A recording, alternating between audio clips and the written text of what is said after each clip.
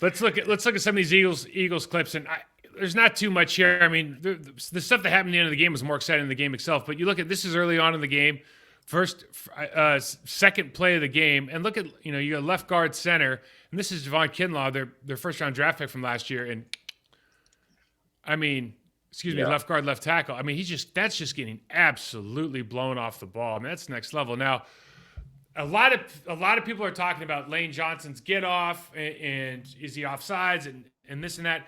Lane Johnson, getting off the football is all about understanding the timing of the snap count. Mm-hmm. So you can it's about anticipation, and it's understanding that you can move your back foot because the referee is looking down the line of scrimmage, he's looking at your shoulders. So as long as you don't pull back or up on your shoulders and you move back, you can get that. And in rhythm, it's like we used to go, Blue 80 said Hut. And Brett was literally handing the ball off at Hut, right? It was Blue 80. Yes. As soon as you heard that second that blue or that white or that green, Lanny was snapping the ball. And so we all have a rhythm and there's a little bit of cadence that goes with it. And once you kind of get used to that, you can time this stuff. It's a lot easier to do at home, obviously. That's why when you see a lot of these guys that are doing just random goes or like Omaha Go or Turbo Go, or that's actually a lot harder for the offensive line because there's no rhythm that they can build in. These guys are doing a great job, and there's some guys across the league that do this, that utilize that back foot and just know that you can kind of adjusting it can also mean getting a better kick, but also just anticipating the snap count. But I wanted to show this, bro, because there's two things that happen in this game that show you the power of Jalen Hurts, like the influence he has.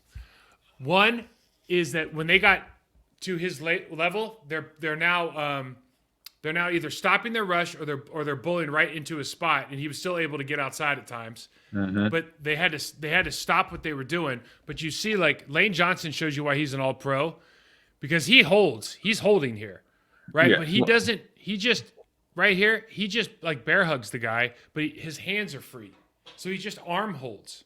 Yeah, right? And this is again, he's beat right here. This should be a sack.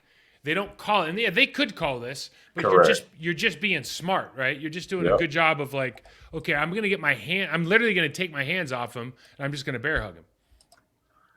Smart. Do what you can with the tools you got, whatever's available.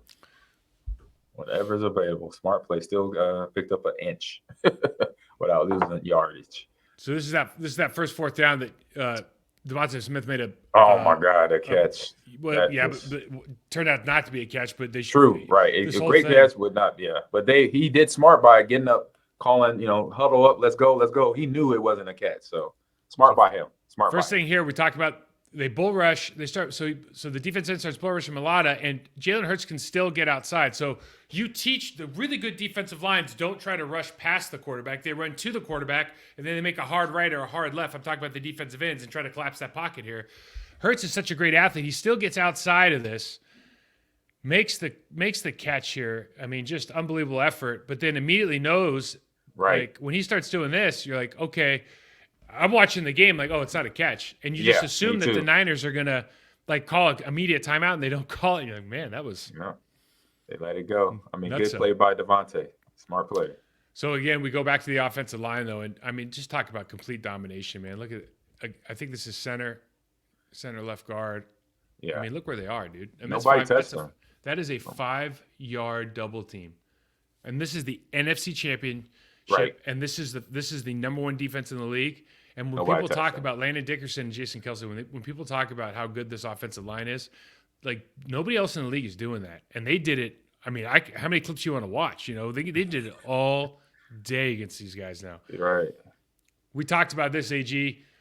From the first snap, Hassan Reddick, Sweat were coming off the edges, and they were gaining ground. And so it was just letting you know, like, we're attacking. We're getting to that quarterback. We're going to tackle on the way to the quarterback, and we're just going to make your life a living hell because trying to this is the play. Like, I don't know. Bro, why do you – even if you're going to block this guy with a tight end, you have him in a 3-point stance. You want to talk about mismatch? Yeah, that's a problem. Like, see, if you imagine – let's do it this way. Imagine you're the tight ends coach, and they're like, okay, Amon, we're going to have your who's your backup? Oh, okay, we're going to have him in a 3-point stance. We're going to hip him off off of Kittle, but he's got to block Hassan Reddick in a 2-point off a deep play action pass. He's all by himself. You'd be like, yeah, coach, I think we can do that. And then you leave the room. You're like, because you know what's going to happen. You know what I mean? Like, he's going to get. There's no way this is the NFC Championship, bro. Yeah, that was my nightmare with Javon Curse, having to block him one-on-one on H6 protection. Like, really? You want me to cut block who? Javon Curse? Dude. I was like, this is going to be a problem. Okay, so now you brought up Javon Curse. We got to talk about Bubba. And remember, yeah. So when we went and played Tennessee Titans down in Tennessee, we're playing Javon Curse, the freak. Oh my goodness! And I remember he got beat off. Bubba got beat off the line on a 74 protection, which is tight ends in. He got beat off the line so bad. And Javon Curse was faster than anybody in the league at the time, right? Yeah. But he got beat so bad that they took him a green test. They couldn't hear the snap count. Dude, I mean. Yeah, it was rough. It was a rough day because they had me then trying to chip and cut them, and that wasn't working. Chip either. What, man? There's nobody there. Exactly. I was like, I can't get to him fast. I can't get off my 2 feet, my 2-point stance fast enough, coach. You're like, we got to do something else. We got to just gap protection all day. So Lane Johnson here gets a good extension, but you just see like Bosa's got to slow down. Bosa has to stop doing what he wants to do, in large part because Jalen Hurts is just going to back up. He gets more depth. Look how far back he is off the line of scrimmage. I mean, he's 10 yards. Quarterbacks usually their back foot hits 10 and they step up. Yeah. His back foot hit 7 and he backed up to 10. Yeah. And Lane sets for it. And this is part of this is kind of like a built-in idea for them. But you see, like, Bosa doesn't really know where to go now, right? And he just kind of gets caught. This happened a handful of times in the game where they're just not able to get that rush. Yeah, and because resetting it like Jalen is doing, that's something that they don't coach. They don't teach it because they don't expect most quarterbacks to go, like you said, that deep. So you basically the answers in your questioning there, basically having that where Bosa knows that most quarterback dropbacks are going to be 7, 7.5, maybe 8, but not 10. So then he's like, crap, I'm in no man's land, and then now the best lineman that's in the league for them and in the league is blocking them. So he's like, all right, my job is right now. I just hold you right in the chest plate and then just see what you're going to do, and I could just drive you where you want to go from there. They're bringing a new quarterback. Everybody's seen this play, and it's like, okay, so they got 15 acting like he's going to crack him, maybe, but it doesn't look like Hassan Reddick cares. And then they got Kittle coming across, and like you're just watching this, and like none of this makes sense. The timing was off with something because Kittle's not even in the right position. And they must have wanted to motion him, right? They must have, and he didn't finish it. So that means Josh snapped the ball too early, and then that puts all hell. That makes the whole play go to crap, basically, from that point on. Look, I literally thought this was a fumble. Yeah, I thought it was a fumble too. Yeah, I'm surprised they got it back. Javon Hargraves, he had himself a nice day against the left guard of the San Francisco 49ers. I don't know if you saw the picture of Javon Hargraves like on the field, but I don't know how to explain except for that his lower half is at least a 50% increase in what you think it could possibly be, like from a physics standpoint. Right. Like he's big, his body, he's big, but then his lower body, you're like, what, dude? That is, I mean, he's a double wide. You know what I mean? Like, yeah, I know what you mean. That is he's got a trunk on him now. Oh my goodness. Oh yeah, and that's a problem. That's muscle. That's power. He goes right through this guard right here. I mean, this offensive defensive line domination was nuts, man, because you just think about how good really the Niners have been all season. And they got Brandon Graham and Sweat on the same side here getting pressure. And that's Trent getting roller skated back into Josh's lap. Trent's got such great feet, but when you've got big guys inside, because he's moving around so fast sometimes, it's not that he's high necessarily, but it's like, it's easy to – it's not easy to, but he can get pushed around a little bit more than you would think because he doesn't play heavy. He plays like a real athlete. Right.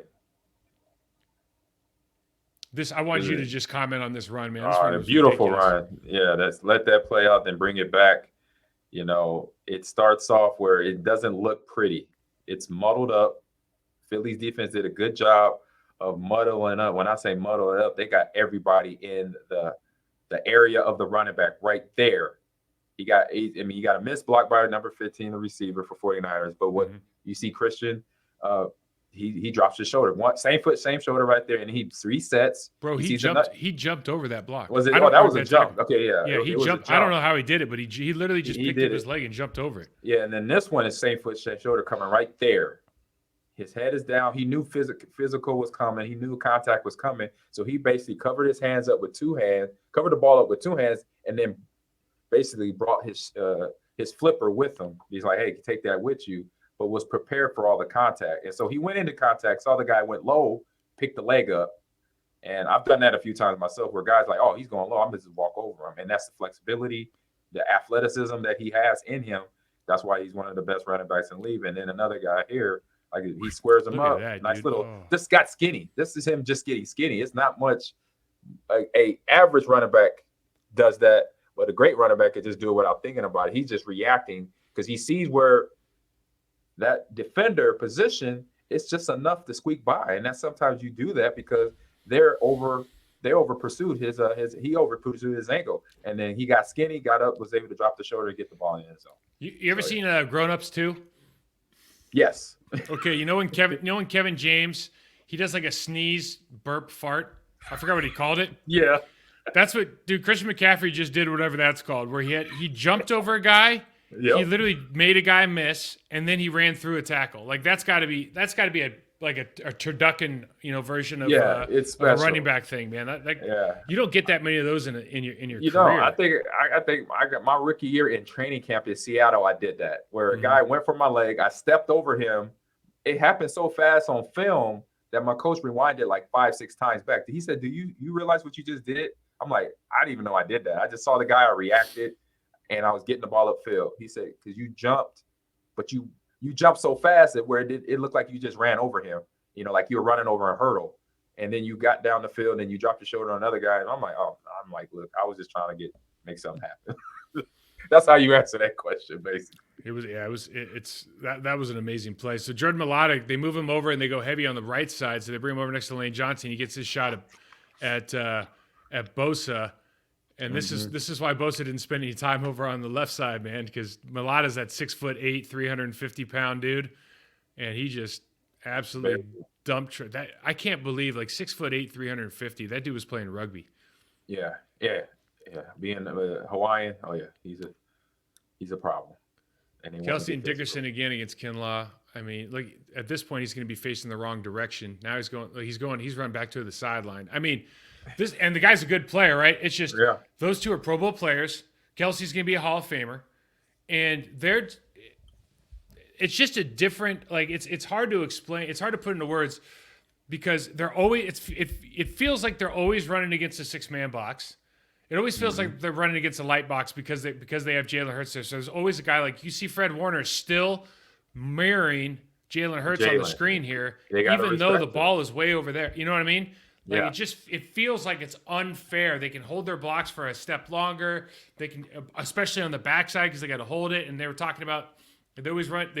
You set the strength to one side. They always run away from the strength for this reason. And it's just from an offensive line standpoint, it's just perplexing, man. It's fun to watch, but it's also how do you guys get this much time on your doubles and this much space, and the linebackers aren't never hitting the hole. It's just, I don't know how you get, and it's like running you and I ran the offense or the option offense in college. And one of the things they always say is you can't prep for the option offense in a week or two. It takes weeks and weeks of actually repping, understanding your assignments, knowing exactly what your keys are, because your keys are changing because the quarterback's now a runner. Exactly, and that's the problem. That's the answer to your question on why Pro Bowl bowler is Greenlaw a Pro Bowler as well? No, but he might as well be.